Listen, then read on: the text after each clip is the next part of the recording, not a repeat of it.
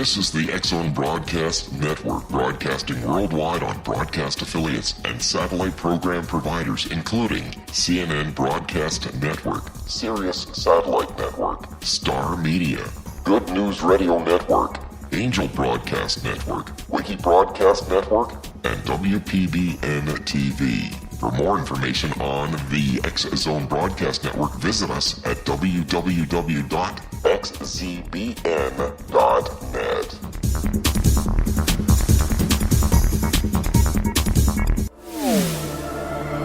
The X-Zone Radio Show with Rob McConnell is largely an opinion talk show.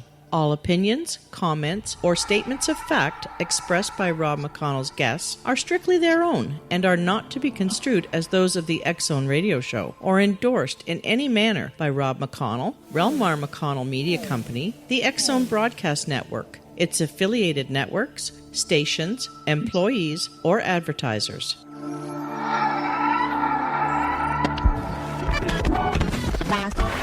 All Hit Radio.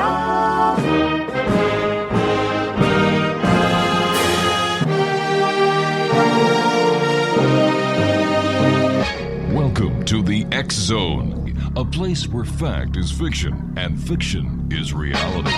Now, here's your host, Rob McConnell.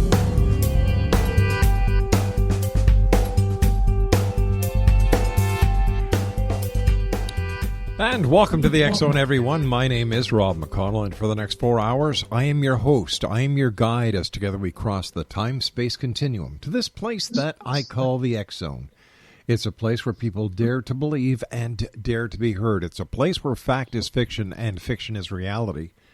And the X-Zone comes to you Monday through Friday from 10 p.m. Eastern until 2 a.m. Eastern, right here on the X-Zone Broadcast Network, Talkstar Radio Network, Mutual Broadcast Network, across Europe and Asia on the Euro Radio TV network, and, of course, on iHeartRadio.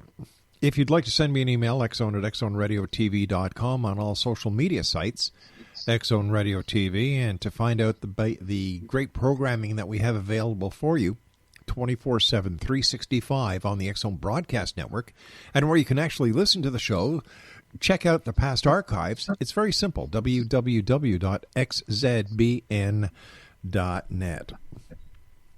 First of all, Exonation, to all our Canadian listeners around the world and those who want to be Canadians, hey, happy Canada Day tomorrow. Canada celebrates its 150th birthday.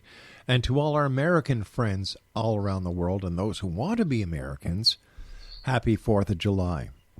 My guest this hour is Donna Stellhorn. She is an astrologer and Feng Shui expert with more than 20 years' experience.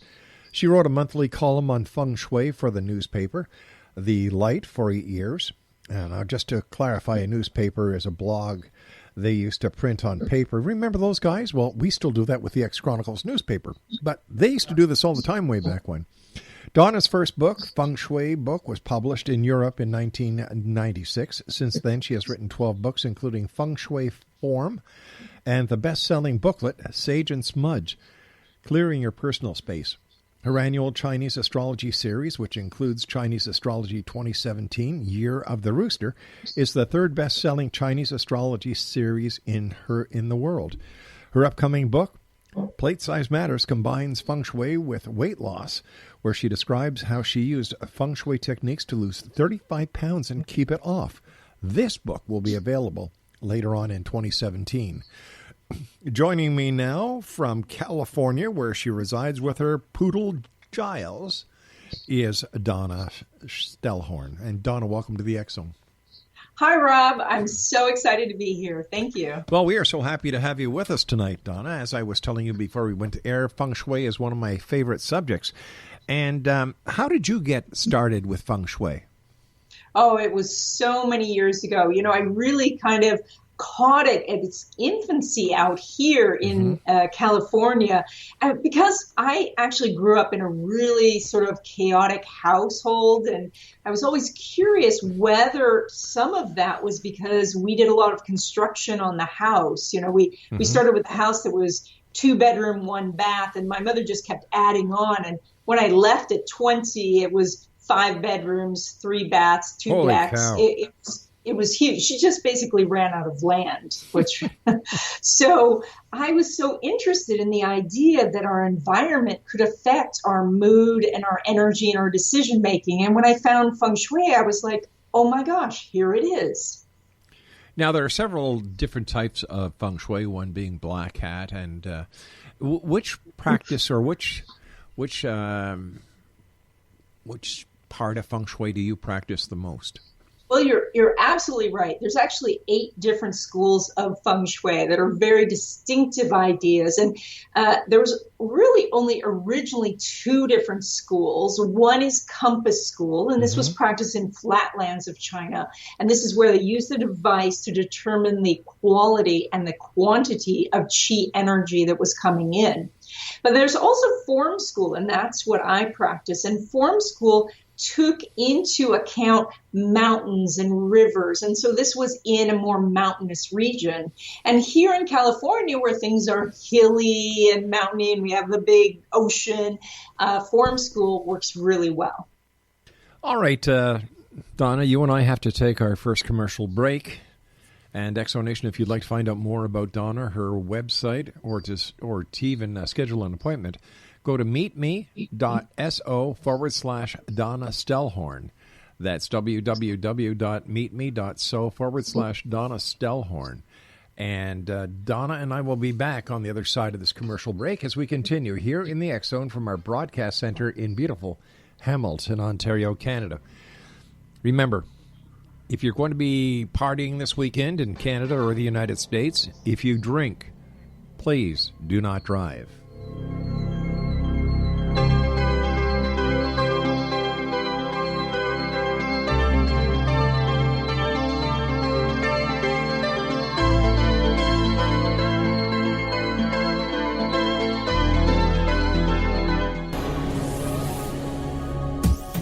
This is the X Zone Broadcast Network, broadcasting worldwide on broadcast affiliates and satellite program providers, including CNN Broadcast Network, Sirius Satellite Network, Star Media, Good News Radio Network, Angel Broadcast Network, Wiki Broadcast Network, and WPBN TV. For more information on the X Zone Broadcast Network, visit us at www.xzbn.net.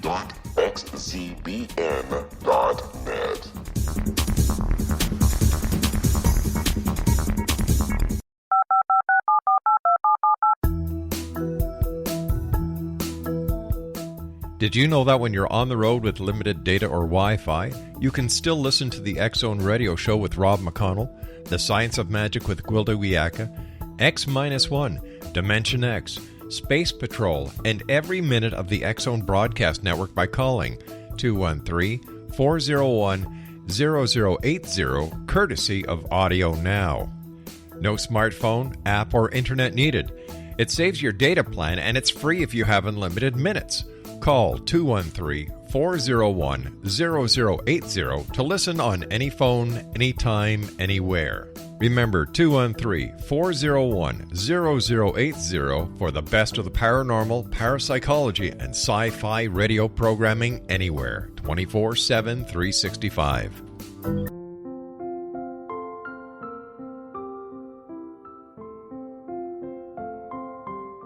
I am Dr. Carl O'Helvey, founder, president of a new cancer foundation focusing on evidence-based physical, mental, and spiritual interventions, including natural cancer cures, prayer, meditation, affirmations, nutrition, and other related holistic cancer prevention and cure modalities.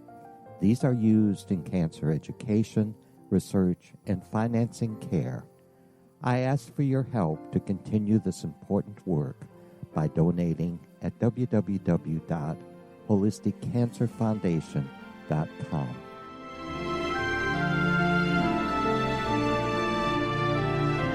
Hello, I'm Pete Marsh. With my daughter Justina, we will be presenting the new radio show, Too Good to Be True. If something seems too good to be true, it usually is. But with the help of Justina's amazing gifts, we're going to gain insight into questions that don't yet have complete answers. Have you wondered who built Stonehenge and for what reason? Why are crop circles found in the same region as Stonehenge and elsewhere? Are crop circles a hoax, or are they created with technologies that we have little knowledge of? Who built the pyramids in Egypt and also in other countries? How and why were they built? Was the Titanic switched with the Britannic as part of a gigantic insurance fraud, or for more insidious reasons? What caused the Tunguska event when trees were flattened over an 800 square mile area in Siberia? Will the new insights be too good to be true? Well, that will depend on what you are prepared to believe. Please join us as we start on this journey together. For more information on Too Good to Be True, visit www.xzbn.net. Little children aren't the only ones afraid of the dark. Millions of soldiers return from war zones with PTSD, anger, frustration, fear, and loneliness, much of which surfaces during the darkness of the night. You have the chance to change the lives of these American heroes. Songs and Stories for Soldiers.us provides free MP3 players for these men and women. With a list of 3 million songs in 16 different styles, 100,000 audiobooks, and 30,000 old-time radio programs, every veteran can find something to soothe and comfort them at no cost. All our players contain an 8-hour audio program designed to help veterans fall asleep. With 1,500 plus vets now participating, it's our goal to deliver 10,000 audio players this year. Go to our website at songsandstoriesforsoldiers.us. Help us help a veteran make it through the night.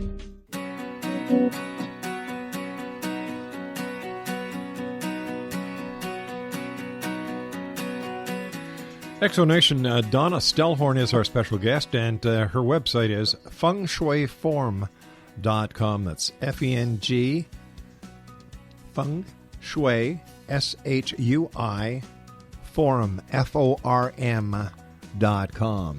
And Donna, excuse me, what are the signs that a house needs a clearing? Well, that's a really important question, because oftentimes, we feel like our home is our sanctuary, but when we come home after a long day, we are releasing not just, our things and, taking off scarves and putting down bags, but we are releasing emotions from the day, and those emotions can build up. And so what we see in houses that need to be cleared are excessive clutter. There can be things that break, more arguments happen in the home, that there is some deterioration in just normal things that you would think should last longer. We also see infiltrations of insects, bugs, lots of dust comes into the house. Those are all signs that a clearing is needed. So if somebody listening tonight is saying, geez, that kind of sounds like my house or my Aunt Bertha's house, how can they start to turn things around? Well, there's actually a lot of different ways to clear a house. And one of the ways that I talk about a lot is smudging. And that is a Native American inspired technique where you take sage, like what we would use on a Thanksgiving turkey, the herb sage, and we light that and carry that around the house. And they've actually done studies that show that the smoke from burning sage acts like an antibiotic for your house. It actually removes germs and issues from the air. So where do you get sage, and how many different types of sage are there? There are a couple of different types of sage. The best sage to use is a white sage. It grows here in California, but it is the one that you would use in your cooking. So you can get sage easily in health food stores, but also you can find it in the garden. You can find, actually, in health food stores, they'll have a smudge stick, and that is a bundle of sage that is tied together with string. And this makes it very easy to light it and carry it around. And when you light it, it doesn't stay on fire, it smokes. And so it's actually quite safe. But there are other methods too to clear a house if a person doesn't want to, have some smoke in the house. What would they do then if they didn't want to use sage? Well, one of the things they can do is just with some very simple ingredients, like taking some water, I would say maybe a cup and a half of water, put in a little of just white vinegar, and mix in some sea salt, about maybe half a teaspoon. Spritz that around the house. And you can use that. You can even use that for just general cleaning. But as you spritz it through the house, just picture that negative energy is leaving the house. You can even ask for negative energy to leave the house. What is the significance of the sea salt? Sea salt's interesting because salt takes away all energy. It takes energy down to a neutral state. So it actually will remove both negative and positive energy. In Feng Shui, we use salt a lot when we want to take something down to its base. So then we can then add in positive energy when we want. But isn't there a danger in taking away the positive energy that's within a home if a person uses this technique? Well, this is why my first recommendation is always to smudge, because with smudging, you're actually removing the negativity and adding the positive. But the salt I have used in situations where the negative energy is very, very entrenched. This will allow it to bring it back to a neutral state, and then we can add in the positive energy. And we can do this by ringing bells, saying prayers, giving a blessing to the house. You can also do things like anointing different objects in the house, doorknobs and windowsills with holy water. Doorknobs with holy water. What would that do? And how does it do it? Holy water is water that has been blessed by a priest or a shaman. And so anything that has a blessing like that can be used to bring in the positive energy. And by the way, if your listeners really like the idea of using a water versus a smoke, one thing that I've done that is very effective is to take the sage leaves that are used, again, in the smudge stick and make a tea out of those. So make a little tea bag of the sage leaves and brew that tea for about 15 minutes. Let it cool, and then put that in your spray bottle and spritz that around the house. And that will also clear the energy. It's so amazingly effective that if you spray yourself, you will actually feel like you're tingling all over. It's wonderful. So where does this negative energy come from? And is there any way that we can stop it before it enters into the home?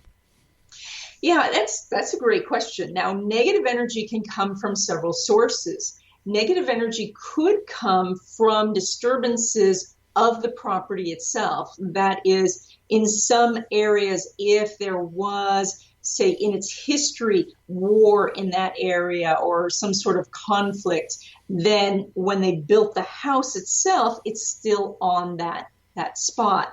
Negative energy also could come from something that occurred in the past in the house. There could have been a grave illness or an accident, perhaps a divorce in the house. And then you bought the house and moved in unaware that that energy was there. You also could get negative energy because you have had some tragedy in your own life, and you pick up the information there while you're in the house. It's very upsetting. There may have been tears or arguments about this. And so the struggles that you've gone through, that energy, residual energy, can still be in the house. And then we just bring things home. We're stuck in traffic. We're not sure that we're happy with our job. And so we come home and we try to release the energy so we can feel better. And what we're doing is we release it into the house, and it can get stuck.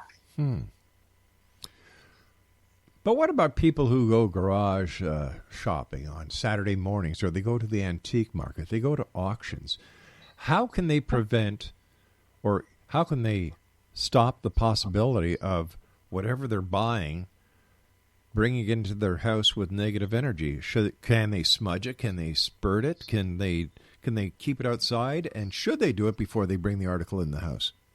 Yeah, it's absolutely correct. And this is something that we, in Feng Shui, we know very much that people who collect a lot of antiques don't recognize that they are bringing in not just that piece of furniture or not just that antique ring, but they're bringing in the history that that object has.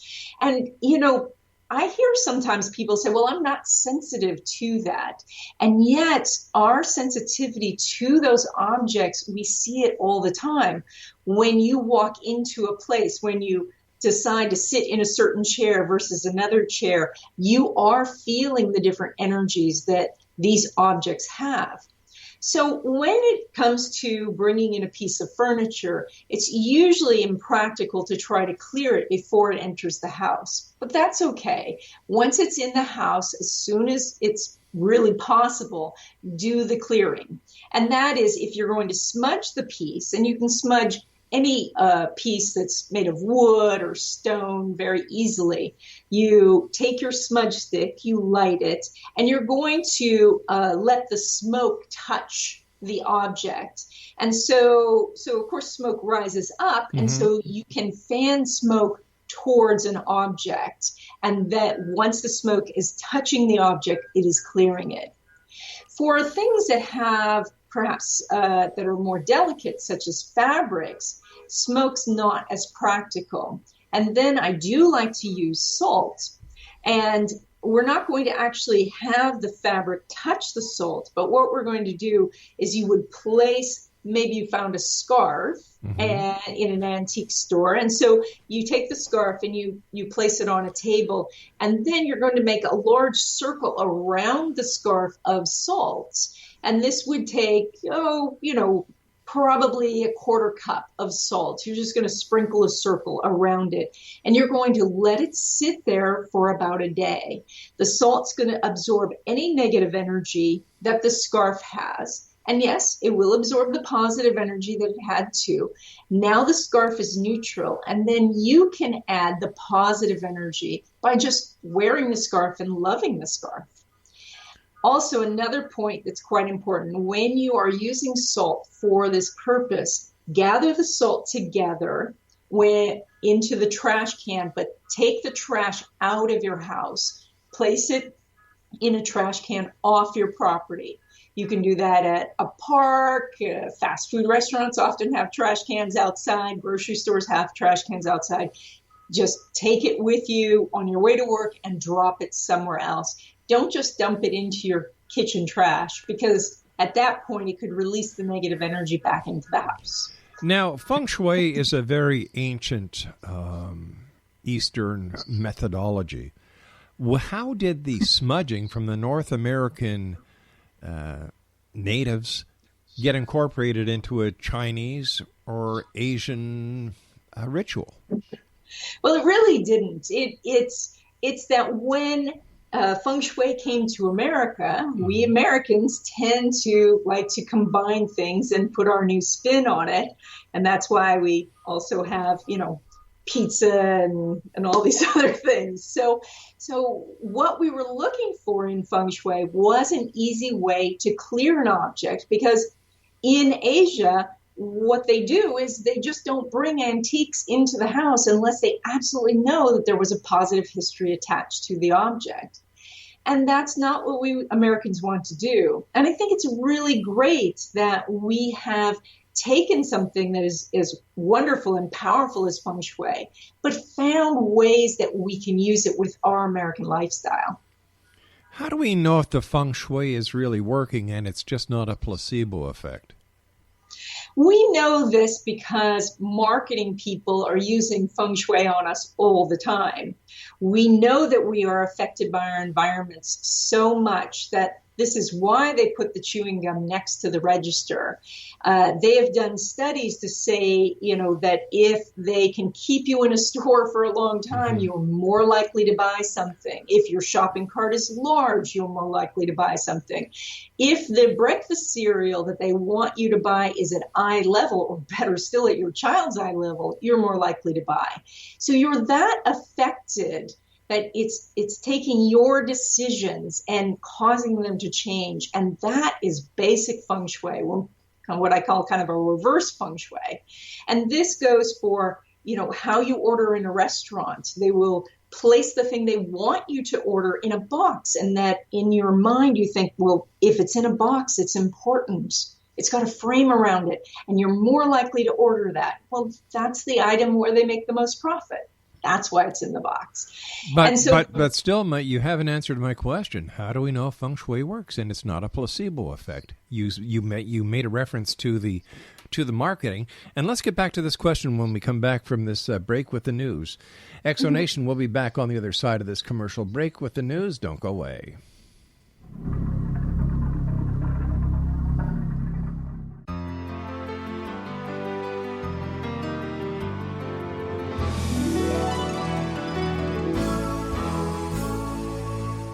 Hi, I'm Gwilda Wiyaka, and I want to tell you about a great provision for those interested in spiritual evolution and personal empowerment. Find Your Path Home Shamanic Art Center is your resource for reliable, leading-edge information, education, and healing, offering our brand-new online galactic shamanism classes, long-distance shamanic healing performed by Path Home Shamanic Art School certified shamanic practitioners, and the Science of Magic's topic-driven radio episode collections, where I interview today's leading experts on science and magic. All of this designed to inform, support, and empower you through these changing times. Visit us in all we have to offer at findyourpathhome.com. That's findyourpathhome.com.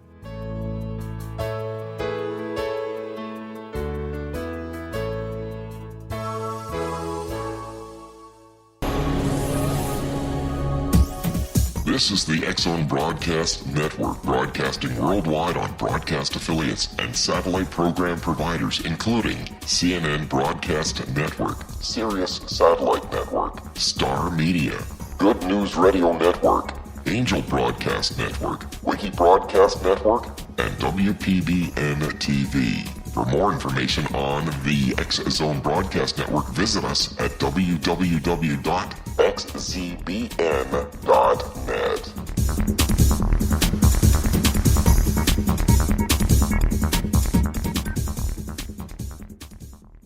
How would you like to be able to read other people's minds? Well, the next best thing is here. When you know how to read a person's name, you know how the person thinks, feels, and behaves. Each letter in our name holds a key to unlock our true essence. Our name contains both our gifts and challenges in this lifetime. Nemology science discovers personality secrets hidden in the placement of the letters of our names, including the first and last impression people remember about us. Sharon shows us how to interpret the arrangement of letters as outlined in her book, Know the Name, Know the Person. Sharon Lynn Wyeth created Nemology science after 18 years of research and testing her theories, and has supported thousands of people around the world in understanding themselves and others better. You'll enjoy Sharon's unique teachings as she shares her system to learn the gifts behind your given birth name. Even if you don't like your birth name, there are jewels in this book. If you're thinking of changing your name, ready to name your child, or wanting to get along better with others, this is the book for you.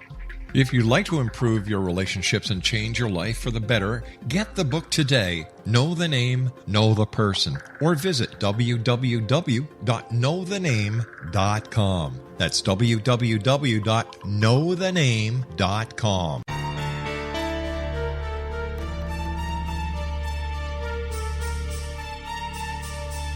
Hello, I'm Justina Marsh, and with my dad Pete, we are going to present a new show called Too Good to Be True. Together, we are aiming to discover more truths about this world and beyond. Do you have unanswered questions about the world? Do you ever wonder about aliens, conspiracy theories, or the universe?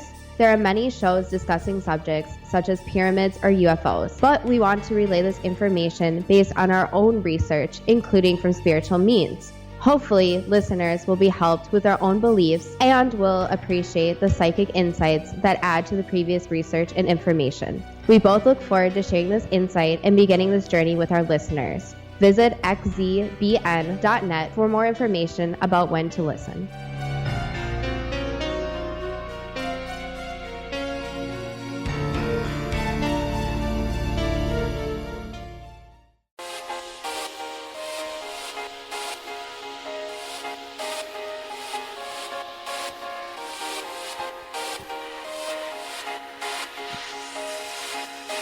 Exonation, our guest this hour is Donna Stellhorn. Her website is fengshuiform.com. And Donna, what I was saying is that how do we know Feng Shui really works? And it's just not a case of mind over matter or the placebo effect. And then you referenced the marketing of cereal, the marketing of products in a restaurant, the size of a shopping cart. But how does that relate to the validity that Feng Shui really works? Well, the essence of Feng Shui is that we're placing things in our home to shift our decision making. Mm-hmm. It's not that the lucky money cat is magical.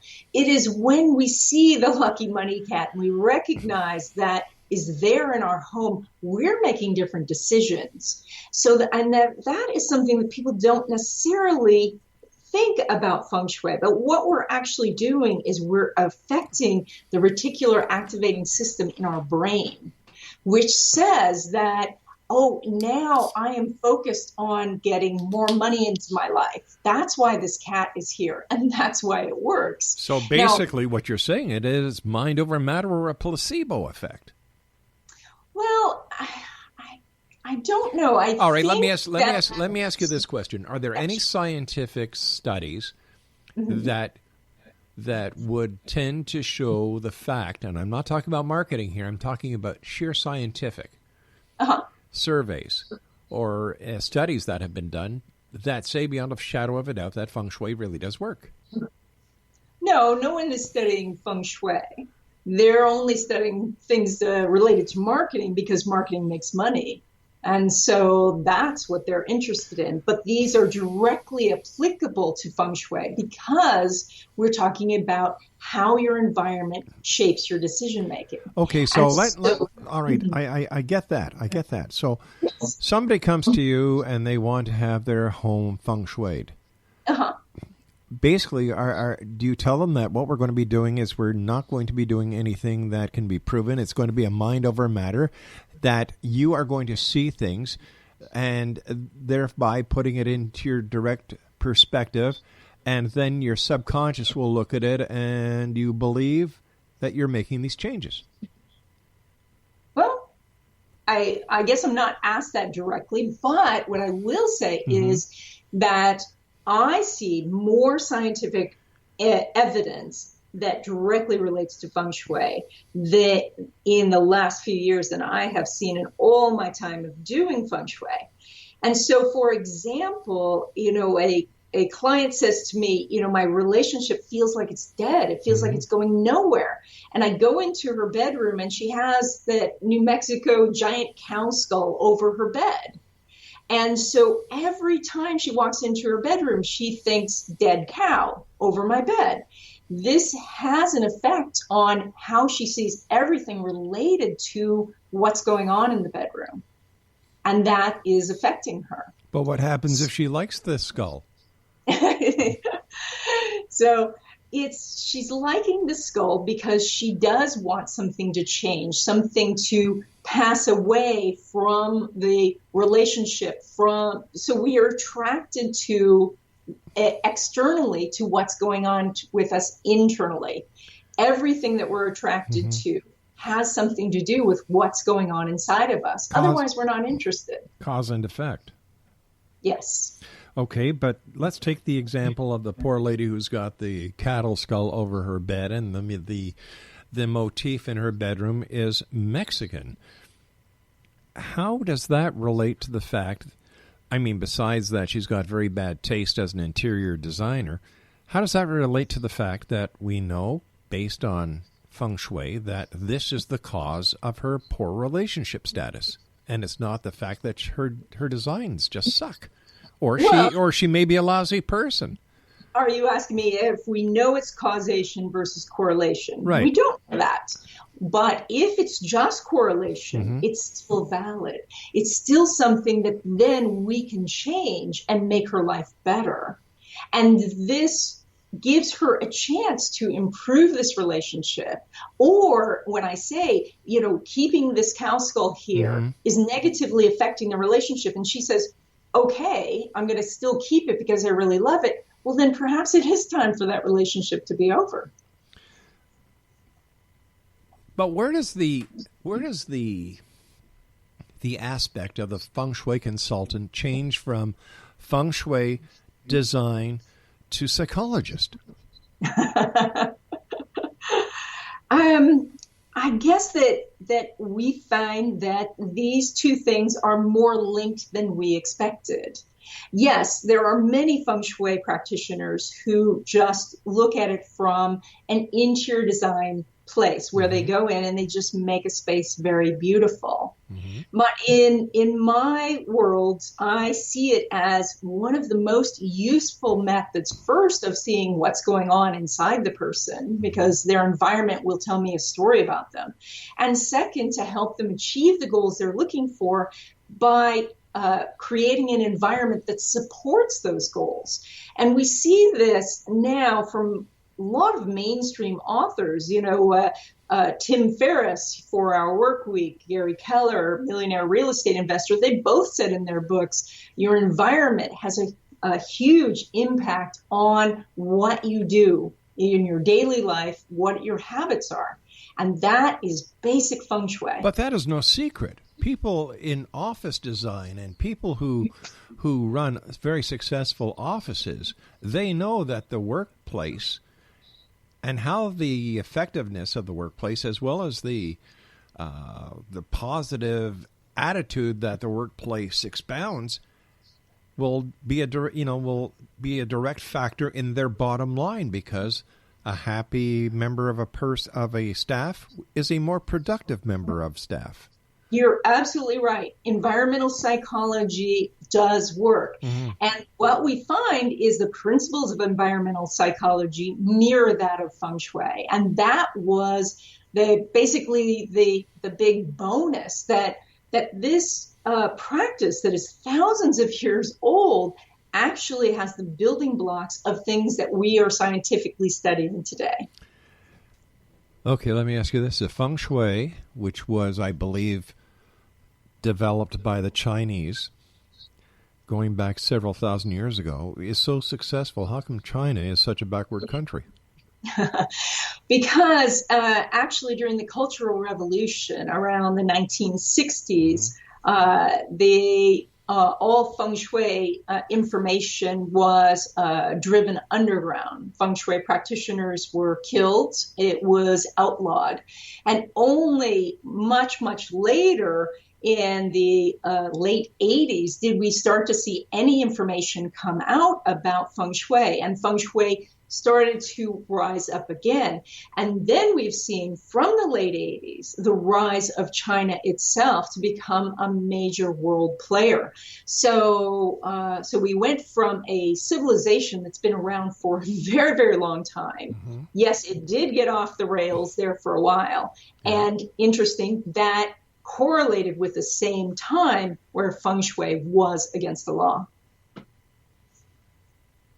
All right. So what would stop a country that is poor, that it has no economic future, that has nothing to look forward to? And let's use Bangladesh as an example.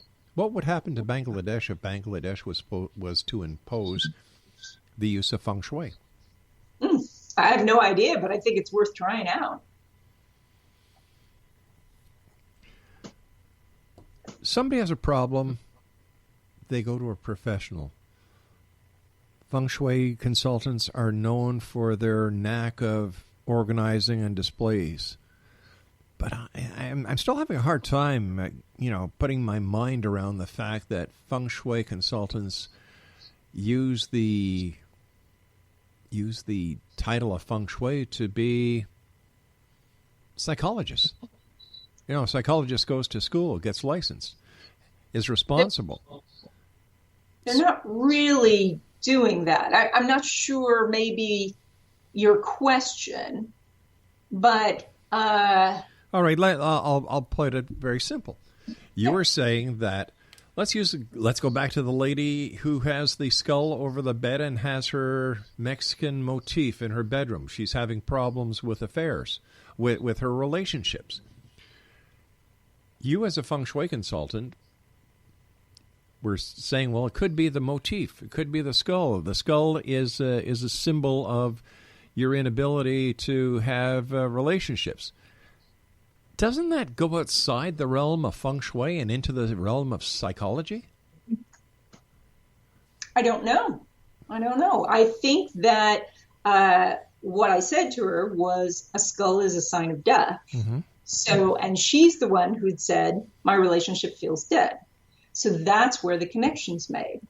But, you know, if a person says, you know, I need psychiatric help, I'm going to take them and say, here, go see a psychologist or a psychiatrist. But the fact that you brought up the point where the skull was a representation of death, could that have not been the reason why she said, well, my relationship is dead? Well, she didn't know that her decor was representing death. So I came in and pointed it out to her, that she had a symbol of death in her bedroom. If she had a crucifix in her bedroom, what would that be a symbol of? The crucifix in some people's mind is a religious symbol, and in other people's minds it's not. So it depends on what religion you are. Well, why would a person who is not a Christian have a crucifix in their bedroom? I don't know, but I have seen it. Okay. So how about mirrors, the color red, the placement of coins in different places in the house? How does this work? Well, that's a great question. So, for example, coins is a universal symbol of prosperity. Nearly all cultures have coins as money, with the exception of a few places that use shells and maybe still do.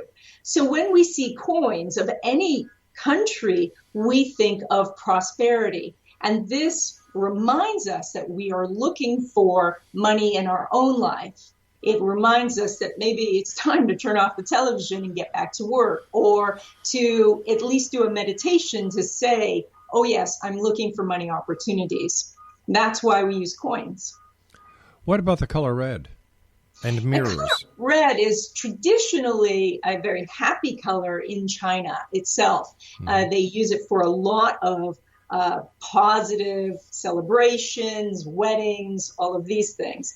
But we also know from studies that color does affect people. Now, scientists are still not sure whether color itself is a wave or a particle, but that they do know that seeing certain colors does affect a person's physiology, and as well as their emotions and, again, their decision-making. All right, stand by. We've got to take our final break. Exonation Donna Stellhorn is our special guest, and she's a Feng Shui expert.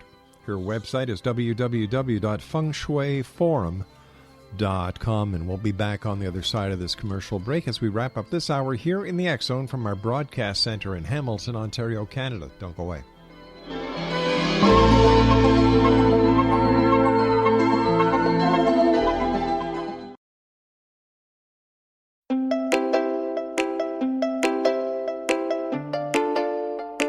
Are you curious? Do you want to learn more about how the world works and have fun at the same time? Study coincidences with me, Dr. Bernie Beitman, MD, on my Connecting with Coincidence radio show here on the XZBN network. Listen to Jungians theorize, statisticians randomize, true believers evangelize, while I categorize. I dance to the rhythm of coincidences. People who experience me see more of them. Maybe something on the show matches a thought in your mind. Let us know. Expand your mind to the weirdness happening around you. Synchronicity spoken here, there, and everywhere. For more information, put Connecting with Coincidence in your search engine and find my website, my social media sites, and my blog.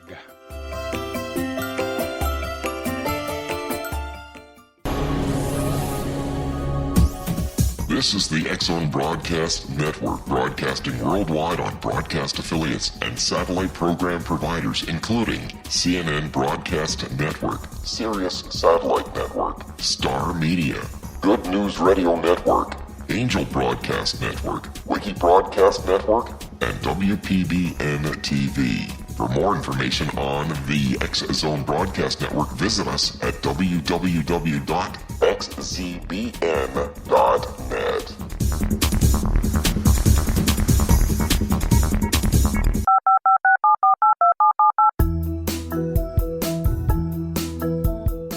Did you know that when you're on the road with limited data or Wi-Fi, you can still listen to the X-Zone Radio Show with Rob McConnell, The Science of Magic with Gwilda Wiyaka, X-1, Dimension X, Space Patrol, and every minute of the X-Zone Broadcast Network by calling 213-401-0080, courtesy of Audio Now.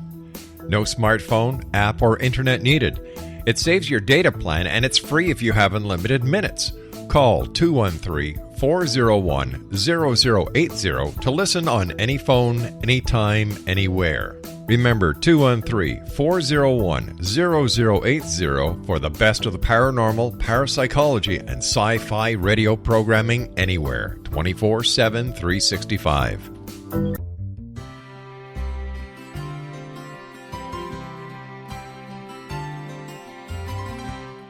True healing must address 4 levels: physical, emotional, mental, and spiritual, for us to live joyful and productive lives.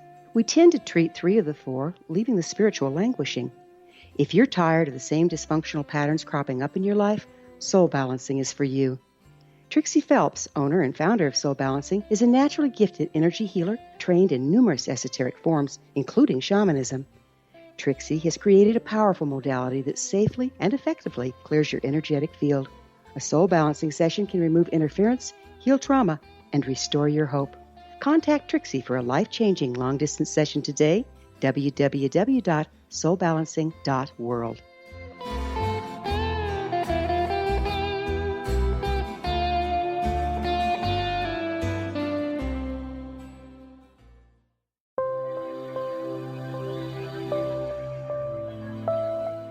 There's a legend shared by many indigenous cultures of a time when the nations were cast to the 4 corners of the world.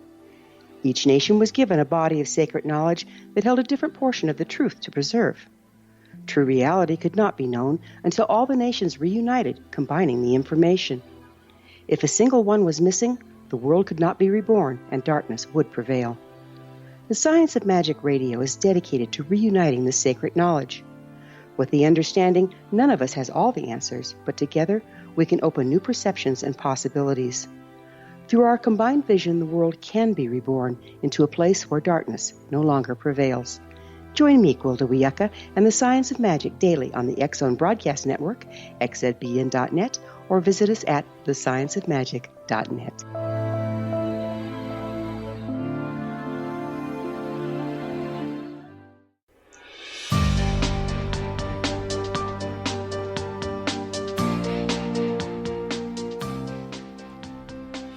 Welcome back, everyone. Donna Stellhorn is our guest this hour.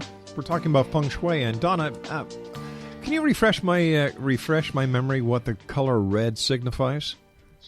Well, the color red is a very lucky and fortunate color in Feng Shui. Mm-hmm. But in just in a universal sense, red causes us to take action, which does, by the way, bring up a funny note. Back in the early turn of the last century, so the early 1900s, they were trying to decide what color to make a stop sign, and they were going to choose green for a stop sign, which actually would have been more appropriate because the color green does cause us to pause and enjoy. But they chose the color red, which is exactly the opposite color they should have chosen. And this was based on some argument that two men had in a room. And but red causes us to take action. It causes us to take notice. And when we take action, then we receive benefit. In addition, they have found that there's actually a physiological change. If you sit in a room that's painted blue, you can lower your blood pressure up to 20%. Mm-hmm.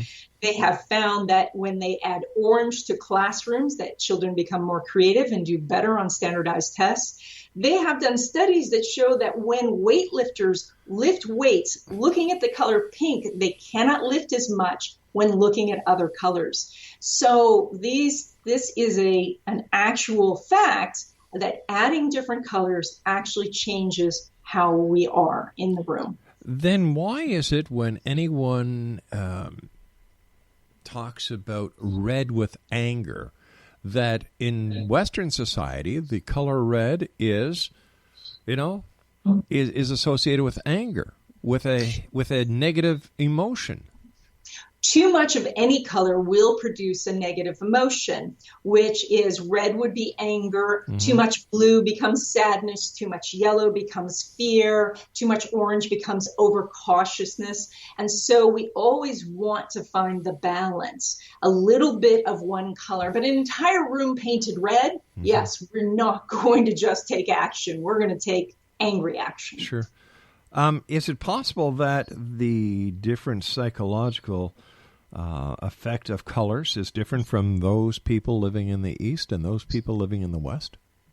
We do associate different things with different colors. For example, here in the United States, we dress our brides in white, mm-hmm. But in Asia, white is reserved for funerals. But there's still the energy of white being pure, being very clear. That is a universal idea, but we have gone from different cultures and associated it with different, perhaps, ceremonies or different times of year.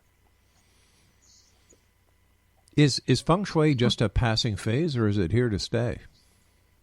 Well, I think because it's been around for so long, it's definitely here to stay. But what I am excited about, as I said before, is that I'm seeing many studies that are not naming Feng Shui, but are using principles of how your environment, your personal environment is set up, and showing that those really do affect you. Mm-hmm. And while I am a big fan of the placebo effect, I think that the fact that our brain is powerful enough to pretend to take a medication and actually become healed, I think that that's amazing. I think that these studies do help us understand how we can set ourselves on a trajectory to help ourselves by just shifting some things in our environment. For example, if you want to eat more fruits and vegetables, take the fruits and vegetables out of those crispers, out of those things in your refrigerator, and put those in a bowl in your top shelf of your refrigerator, and you will find that you and your family reach for those much more often than you did before. Well, isn't that a matter of choice, whether it's going to be on the top or whether it's going to be on the bottom? If you know something's good for you, wherever it is in the fridge, well, that's been my experience. That's where you'll go. Actually, what studies show is that that's not true, that we tend to do most decisions on automatic pilot, that just food decisions alone, mm-hmm. Studies show that we make over 200 decisions every day just related to food. So we hit decision fatigue pretty early on. And so when a person is in that fatigue mode or tired for any reason, they're going to reach for what they can see, what's the easiest to get. I would imagine this is for a person who has very little self-control, but people who have self-control, I don't think fall into the same category and follow the same study guidelines and findings. There is some truth that when it's a priority in a person's life, that they will exhibit more self-control in an area. But some people have lots of different priorities. They have jobs and children, and maybe they're taking care of a loved one. And so what happens is that they can't have the priority of maybe eating healthy, or maybe getting right to work and not putting on the TV, or maybe getting to sleep on time. Maybe that doesn't hit the priority level. So what you're suggesting, that consciousness and that mindfulness, I think, is our goal. But if we can't hit it, isn't it great that we can shift our environment to make it easier for us to hit the goal? Sounds like just another example of how lazy society is. I don't know that I would call it lazy. Well, how else can I think that there is a point where we get decision fatigue. Willpower, they have shown, is something that not that just people have, but it's like a muscle. It can become tired. Now, being like a muscle, it also means that, yes, we... Hello? Are you still there? Hello, Donna. Well, let's try and get Donna back. I don't know what happened, Craig. According to our system here, she is still on the line. Maybe she just moved in a funny way and she disconnected herself. But over here at Master Control, Craig, you're saying that it's still showing that she's online. All right, let's go and do a little bit of reading about Donna again. Donna Stellhorn, who is our guest, who we, for some reason, can't contact any longer, is an astrologer and Feng Shui expert with more than 20 years' experience. She wrote a monthly column on Feng Shui for the newspaper The Light for 8 years. Donna's first Feng Shui book was published in Europe in 1996. She then began. She has then since written 12 books, including Feng Shui Form and the best-selling booklet Sage and Smudge, Clearing Your Personal Space. Her annual Chinese Astrology series, which includes Chinese Astrology 2017, Year of the Rooster, is the third best-selling Chinese astrology series in the world. Her upcoming book, Plate Size Matters, combines Feng Shui with weight loss, where she describes how she used Feng Shui techniques to lose 35 pounds and keep it off. The book will be available later on this year. Little known fact about Donna, she has done stand-up comedy on stage in California and Arizona and actually got a few laughs. Donna currently lives in Orange County, California with her standard poodle, Giles. Now, if you'd like to contact Donna, visit her website at www.fengshuiforum.com. Here's a little bit of a concern I have, Exonation. Jan Harzan, the executive director of MUFON, that's the Mutual UFO Network, supports racism and racist remarks in MUFON. In May 2017, the MUFON state director for both Pennsylvania and Delaware and Inner Circle member John Ventry posted what can only be called a racist rant to opinions, racist rants to his private Facebook page. Several people reacted to it, suggesting that such opinions were appalling. MUFON's executive director and Inner Circle member, Jan Harzan, reacted with what was called a non-apology, attacking those who had reacted negatively, calling them haters, and then suggested that these haters might be worse than John Ventry. The offensive posts, as well as the critical comments, were then removed from Ventry's Facebook page. Harzan eventually announced that Ventry had been fired as the state director for both states. The reaction came only after there had been more bad public relations for MUFON.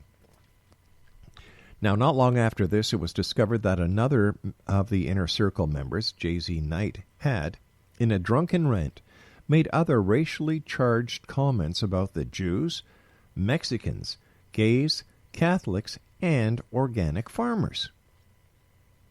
Harzan, on learning this, ignored the severity of the comments, saying that if she had been a state director, he would have fired her. All three remain on the inner circle, and while it is suggested that the inner circle has no real influence over the workings of MUFON, other documentation, including the MUFON website, suggests otherwise. By the way, to become a member of the MUFON Inner Circle, it takes a donation of $5,000 a year, according to our sources. Now, given the slow reaction to Ventri's racist rant and the lack of real concern about such attitudes at the highest level of the MUFON organization, as evidenced by Harzan's public comments about both Ventri and Knight, it's time to remove these high-ranking MUFON officials from positions of power and oversight. The problem is systemic at the top, and such attitudes can filter down through the organization. Rather than standing by and watch what happens, it's time to make a change. If you agree with this, visit www.xzbnradiotv.com and sign our online petition. If you're not part of the solution, you're part of the problem. And we'll be back on the other side of this break with the news at 6.5 minutes past the top of the hour as we continue here in the X Zone from our broadcast center in Hamilton, Ontario, Canada.